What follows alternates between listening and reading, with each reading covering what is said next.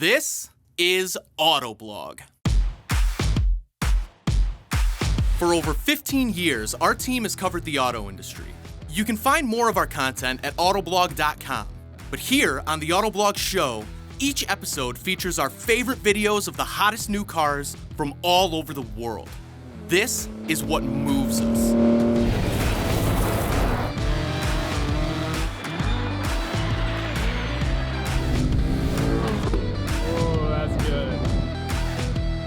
We're drivers, off-roaders, journalists, tech geeks, gamers, filmmakers, and adventurers. This is Autoblog.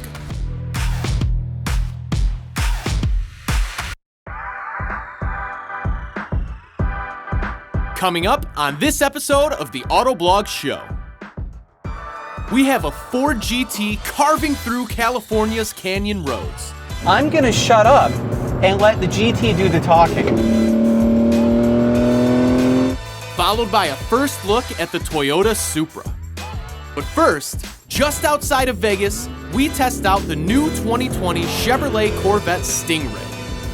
And with the Z51 package that this car just happens to have, it'll go from 0 to 60 in 2.9 seconds.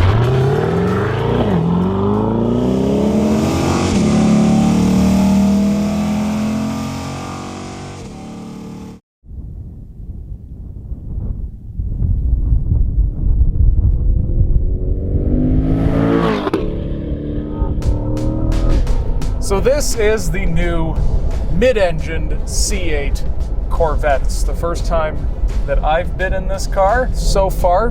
Kind of been taking it easy, enjoying the surprisingly comfortable nature of it.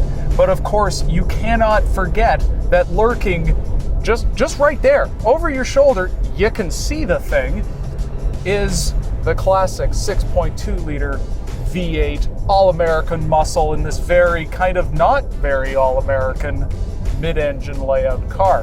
6.2 liter V8 has 495 horsepower and 470 pound-feet of torque. And with the Z51 package that this car just happens to have, it'll go from 0 to 60 in 2.9 seconds.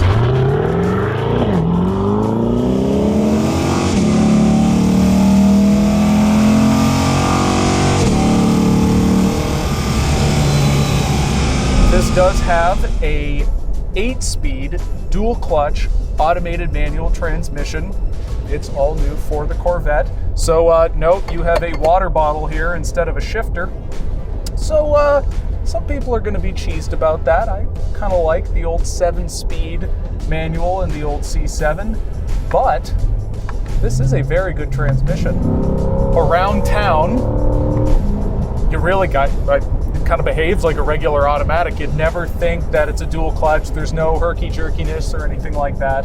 But then it really fires off shifts very impressively, like these big chunky paddles mounted to this very not round steering wheel. Admittedly, steering wheel looks a little goofy, but it does work well in that it does maintain visibility forward and gives you some clearance here for your legs.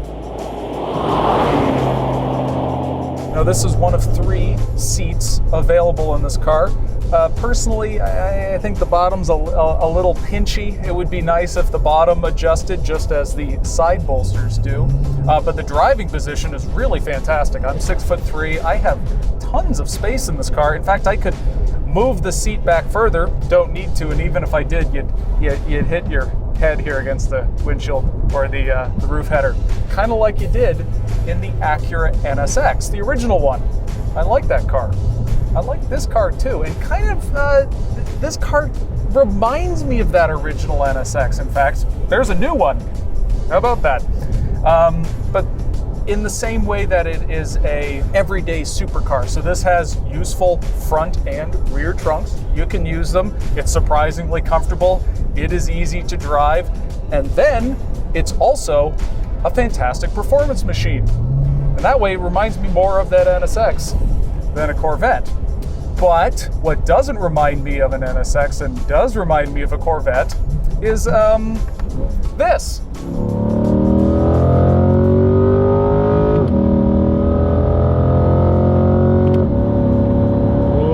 That's good. That's really good.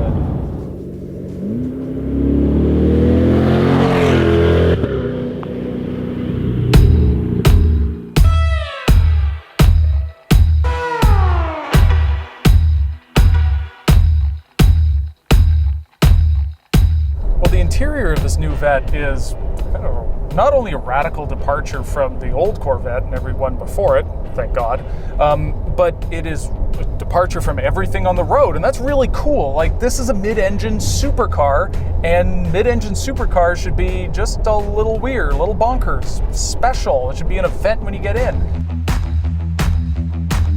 This great big border here in the car with all your climate buttons. They work fine. I like buttons. I don't want to go into a screen, especially when you are driving a mid-engine sports car. You're focusing on driving. If you want the cooled seat turned up, well, press a button. So going around here, you do have this kind of palm rest that you can control the touchscreen. It's a great feature because if you're in a car that, this is a great ride for a supercar, don't get me wrong, but there is a little more wiggling and jiggling than you would get in an Impala, and by anchoring your hand to it, makes it easier to press things. It also hides the drive mode selector. So right now we're in sport, but if you go to tour, that does correspond to different gauges in the all-digital gauge cluster. 3 different designs, sport, and then track. Now, one of the things about this car is that the rear view is atrocious. You really cannot see anything out of it. You have the giant sail panels over the engine. The view from the regular rear view mirror is just glare off a windshield. So, fitted as standard here is the camera-based rear view mirror system. When I drove this in the Cadillac CT6 for the first time, it kind of startled me. The focal point is different than every mirror you've ever used, and when something's that different from something that you didn't really pay attention to, it can kind of freak you out, but it's kind of a necessity in this car, and it's sure as hell better than looking at, well, a bunch of glare and like a mailbox view. In terms of materials quality, to be generous has not been the Corvette's most positive attribute over the years. This is a vast improvement. It's Alcantara everywhere. You have leather covering the dash. You have yellow stitching, and it's not just some nice materials covering some kind of cheapy plastic. No, they have elevated everything beyond what it was before. Chevy said that if it looks like metal, it is metal.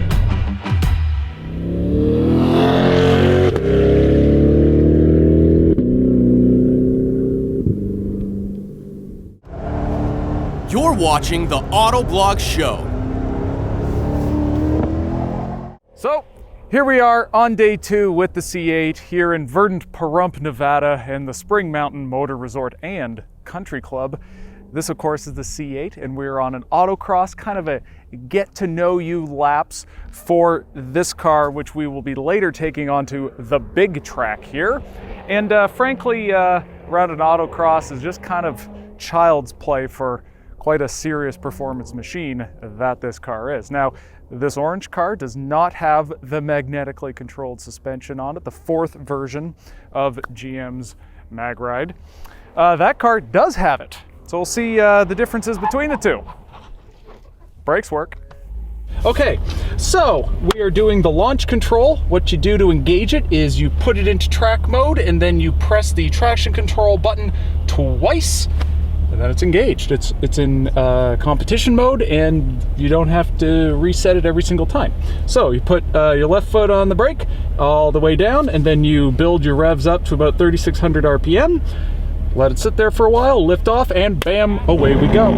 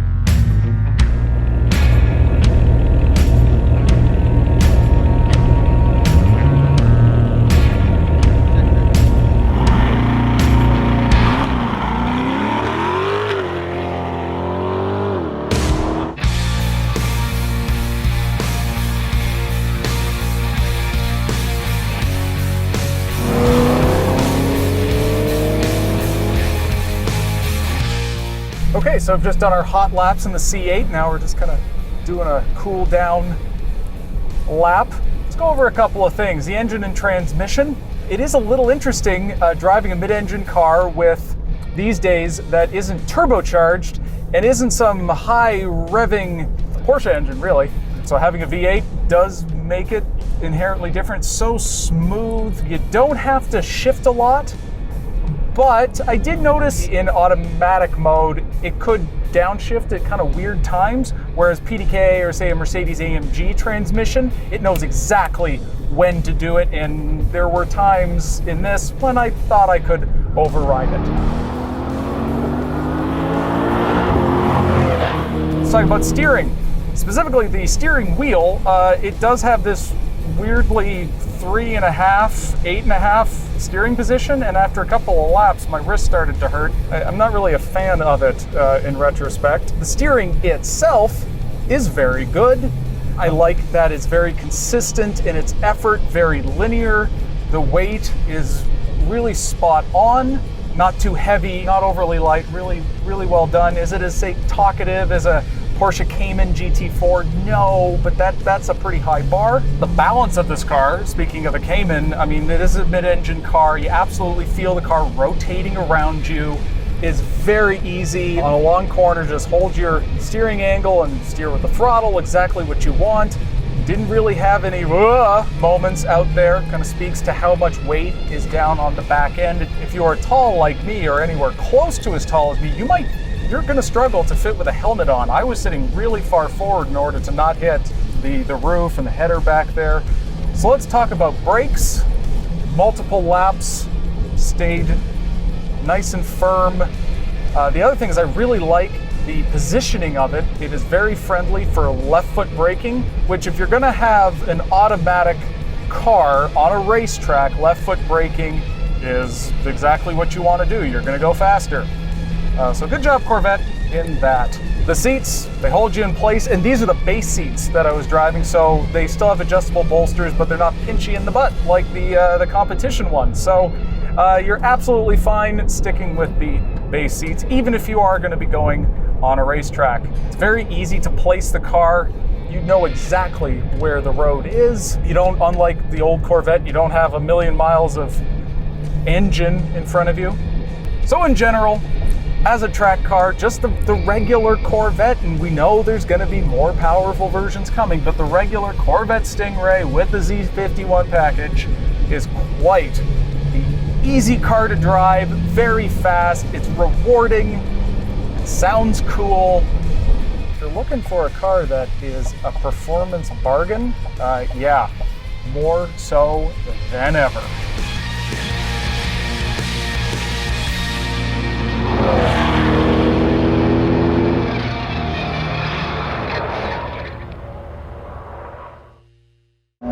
You're now watching the Autoblog Show. I'm gonna shut up and let the GT do the talking.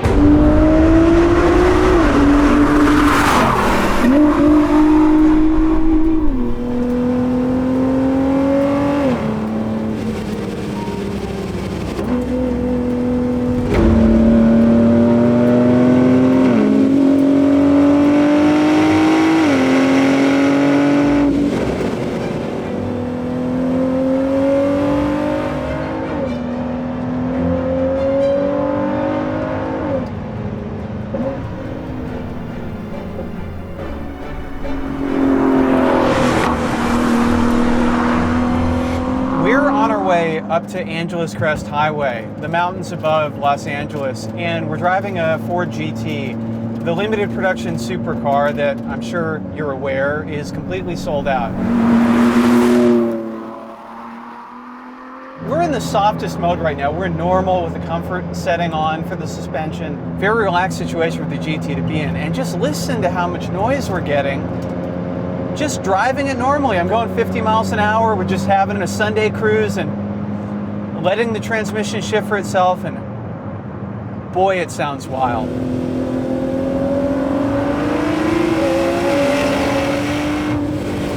It's not just one thing. It's not solely exhaust or induction noise.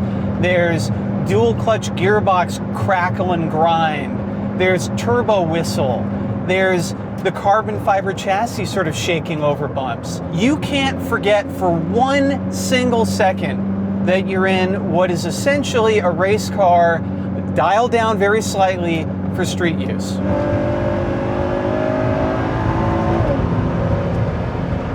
Okay, we're in sport mode now. I'm just gonna open it up and let you hear what it sounds like.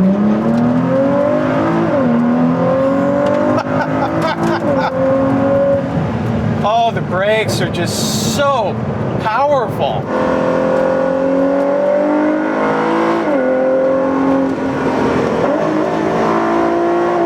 It's so stable under braking, it's unbelievable.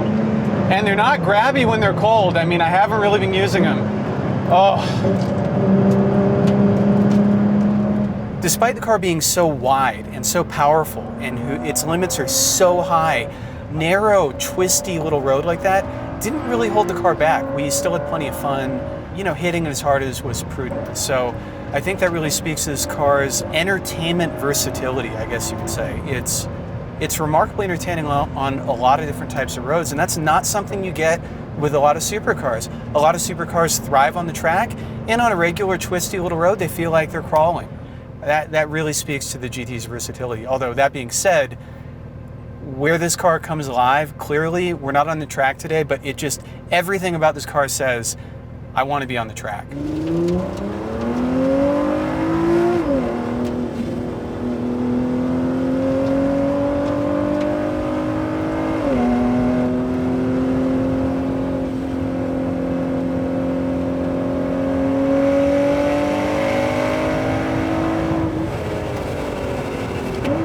After driving this car all day up here in Angeles Crest, I have to say there's a couple things that really surprised me about it. For one, I wasn't expecting a car with this much motorsport DNA to be this versatile on these public roads. And actually, the GT is kind of a sweetheart. The other thing is the way it sounds. The soundtrack here is 100% motorsport. It's mechanical, it's raw, it's not really pleasing sounds, but something about the way it works together when you just rev the heck out of it, I couldn't get enough of it. I don't want to stop driving this car.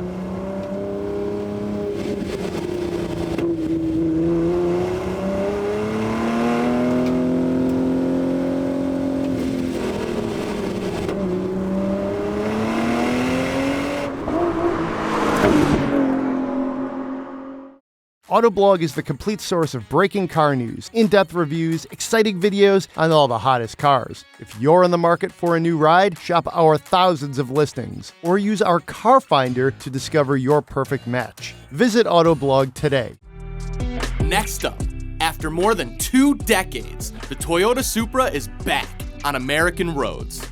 Check it out with road test editor Zach Palmer.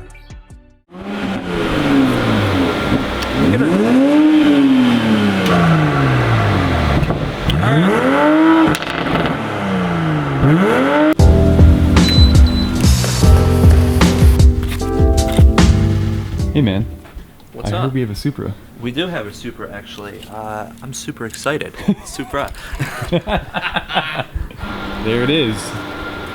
I still haven't seen one of these on the street in public. Anything No, before. I haven't either. This is my first time laying eyes on it outside of the auto show floor.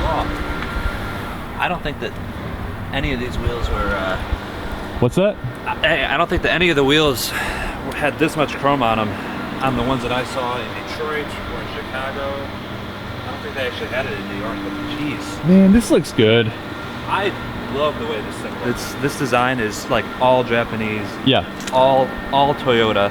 It's everything else that's underneath, and underneath this very good looking hood that is also BMW. All right, next question. Next question. Want to get inside? Let's do it. Okay, cool. It's locked. Oh. Should we turn it on? Yeah, we should. Why not? Look at that. No, that's like one of the differences right there in this interior between the Supra and the BMWs of yours. They actually gave it its own little gauge cluster here. I like it too. Has a giant tack right in the center. That's exactly what I want in a sports car. You quickly read it. No manual. Yep, obviously Yep. no manual transmission here at all.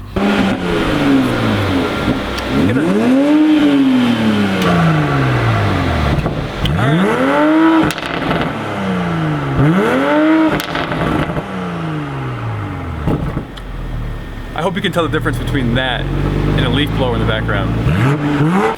What do you think of it so far? I think it's beautiful. What is this red called? Do you know? Renaissance red. Renaissance red? Yeah. I don't love this steering wheel. Why didn't I get the flat bottom steering wheel So, in this thing? Palmer said the same thing. He doesn't like the feel of it. It's a little too round for him. It's a little too round. I like this. I like a thinner steering wheel, but it's got this thicker bit right here. This gauge though, that is beautiful. Those numbers are really perfect. nice. You hitting your head? Yeah. Yeah, you are. Can you lower Let it? me get out. Oh, I just knocked myself right out. Can't get out because I got knocked out. What's it cost? Yeah, I'm gonna say 65. You're high. 48. 56. Okay. It's $53,990 with standard equipment, and then we've got the driver assist package, which adds $1,195 for a grand total of $56,140. Sold.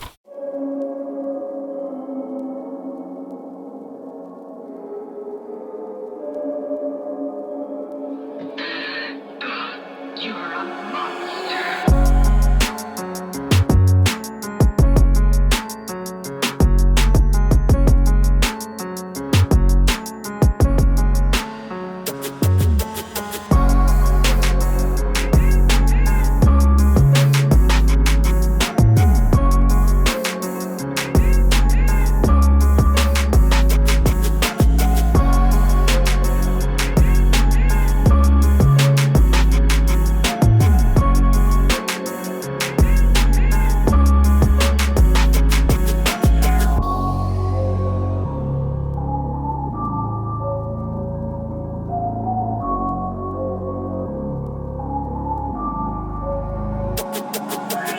Palmer, can we please go for a quick spin now?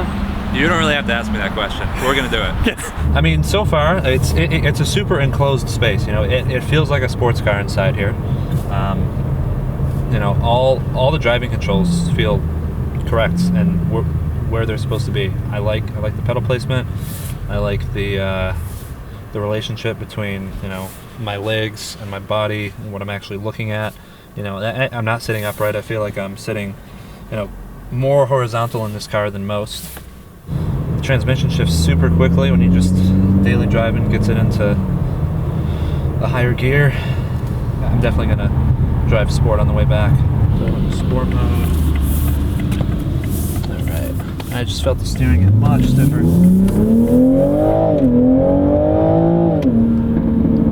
Oh man. Hopper into manual. That is a good crackling sound. I will admit that the crackling does sound similar to other BMWs that I've driven, but that's not a complaint. It sounds really, really good. That is an instantaneous shift.